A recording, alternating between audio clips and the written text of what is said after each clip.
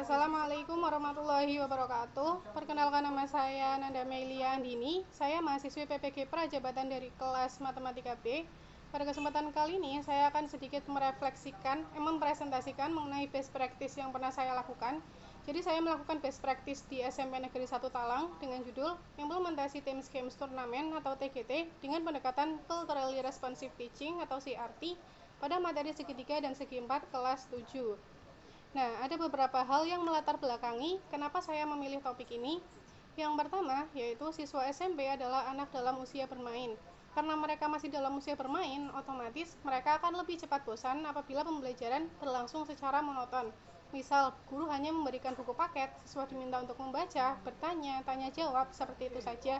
Secara terus-menerus, otomatis siswa akan merasa cepat bosan dan pembelajaran tidak akan berlangsung dengan lebih efektif. Oleh karena itu, guru harus bersifat kreatif, inovatif, dan tentunya menciptakan pembelajaran yang menyenangkan. Nah, salah satu upaya yang dapat dilakukan adalah dengan menggunakan model TGT atau Teams Games Turnamen, di mana guru dapat mengkombinasikan antara pembelajaran dengan aktivitas bermain. Nah, tidak hanya menyampaikan materi, tetapi guru juga harus bisa mengaitkan materi dengan budaya. Kenapa? Dengan mengaitkan materi dengan budaya, otomatis pembelajaran berlangsung dengan lebih kontekstual dan bermakna. Karena peserta didik sudah biasa menemukan budaya di lingkungan mereka sehari-hari. Selain itu, dengan kegiatan tersebut, guru juga dapat memperkenalkan dan mengajak siswa untuk melestarikan budaya di lingkungan mereka. Nah, karena pembelajaran berlangsung dengan lebih bermakna dan siswa juga mengetahui tentang budaya yang mereka pelajari, otomatis pembelajaran berlangsung dengan lebih aktif, menciptakan pembelajaran yang aman, nyaman, dan sesuai dengan kebutuhan serta karakteristik peserta didik karena sesuai dengan latar belakang budaya mereka.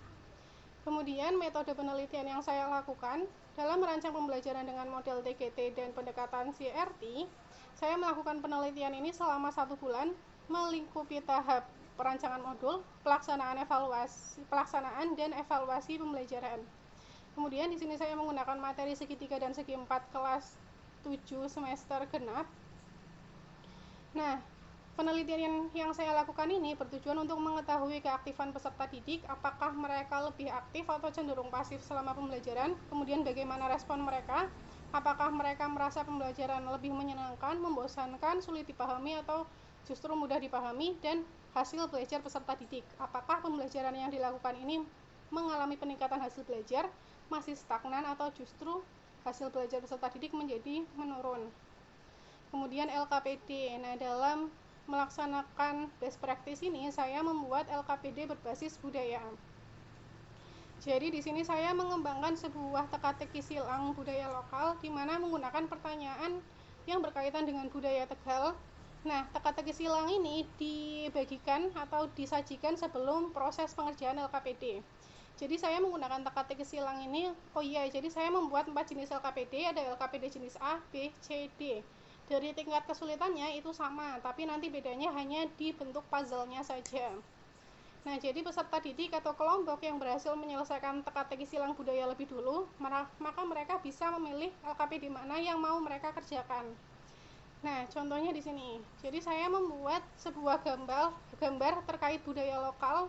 Nah, di sini saya menggunakan penjual tahu aci, kemudian saya buat puzzle acak. Nah, peserta didik diminta untuk menggunting kemudian menempelkan di halaman berikutnya.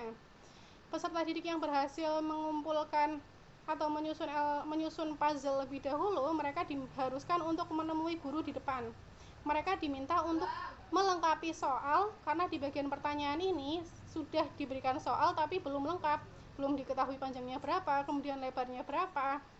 Nah, otomatis peserta didik yang sudah selesai menyusun puzzle, mereka harus mengumpulkan kepada guru, "Oh, Bu, ini saya sudah selesai, bisa minta tolong dilengkapi pertanyaannya." Setelah pertanyaannya lengkap, peserta didik diminta untuk menyelesaikan pertanyaan tersebut, dan barang siapa kelompok yang selesai terlebih dahulu, maka mereka dianggap menang atau menjadi juara dalam permainan ini. Oke, langsung ke hasil penelitian. Setelah melakukan best practice ini, ada beberapa kesimpulan yang dapat saya simpulkan atau yang saya dapatkan. Yang pertama yaitu peserta didik mengalami peningkatan hasil belajar dari sebelum pemberian treatment. Nah, kenaikan belajar ini cukup signifikan, yaitu 4,68%. Jadi sebelum pembelajaran saya hanya membuat LKPD menggunakan model pembelajaran biasa, menggunakan soal-soal biasa kontekstual tanpa mengaitkan dengan budaya. Ternyata ketika mengaitkan budaya, siswa itu lebih aktif karena mereka sudah tahu dengan budaya lokal mereka, otomatis mereka langsung, oh maksudnya seperti ini, oh iya saya pernah melihat bangunan ini, oh ternyata cara mengerjakannya seperti ini, oh ternyata dengan budaya ini saya juga bisa belajar mengenai materi segitiga dan segi empat. Kemudian peserta didik, nah ini karena mereka sudah merasa familiar dengan materi yang disampaikan, otomatis mereka menjadi lebih aktif, lebih mudah belajar, kemudian juga terlihat lebih enjoy selama mengikuti pembelajaran. Nah, ini saya tampilkan juga mengenai foto keaktifan peserta didik. Jadi saat saya minta mereka untuk mengisi teka-teki silang budaya, mereka tanpa ragu langsung, Bu, saya mau mengerjakan nomor 1, saya mau mengerjakan nomor 2, dan sebagainya. Nah, ini bisa dilihat mengenai keaktifan peserta didik selama pembelajaran yang saya lakukan.